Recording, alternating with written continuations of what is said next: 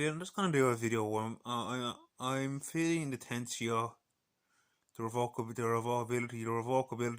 tensio of certain situations which meander the head, the brain, the console, and the collage or the clanshire. And a table ref from my law in Irish means I am not the cow, the muscle or the student, the muscle in other words. On Repki on my own boats as war, I'm straying over the ocean, with a particular sensory perception. Met decline at the base of what August and 31. I'm not that close, I'm not that far away, but I'm not that close, and I'm somewhere in between or parallel in that sense. They're not ingenuity Irish terms, they're translated concurrence. I'm watching some scientific videos here in which people talk about objectivity, logisticness, severity. I will put in for the sake of it. It might be what they're talking about, but severity is what I'm imbuing.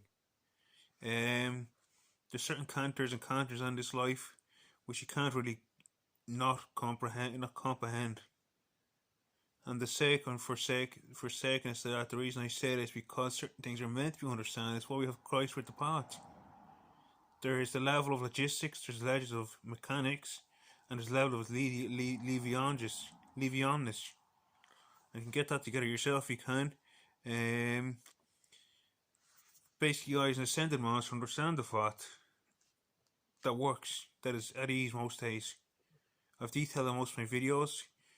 I go into enduring ground on occasions to retrieve, as I describe in one of them. I don't know, the mastering disguise or disgust, or how or where to go. But that's sometimes what life caters to, in that sense that it's catering to me at all times. That's one of the things that needs to be known. Life caters to everybody. And I would say that master knowledge, the knowledge that masters have, is imbuable in that sense. You don't need to imbue much of it to understand it.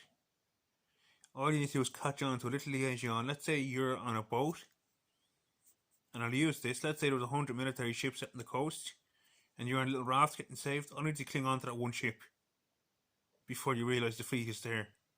That's if you were getting lost at sea in a raft. A lot of people get into logistics, mental coherences, which are not needed. The soul must flourish. The nature must flourish. The flower in other words, must flourish. And we're each made of flowers, according to Buddhist Professor Thich Nhat Hanh, who lost his life last year. He said we were all like, smile at a daffodil and let it smile back to us, which is what he said in actual. But I'm trying to imbue something different.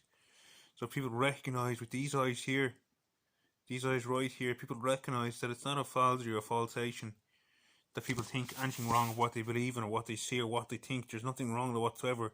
It's form of a pattern, but a patternage that is seen without life. And in that sense, it's singing, just like the bird whistle in the morning. And if we were to miss that contour, like they claimed, pointed out in a different video,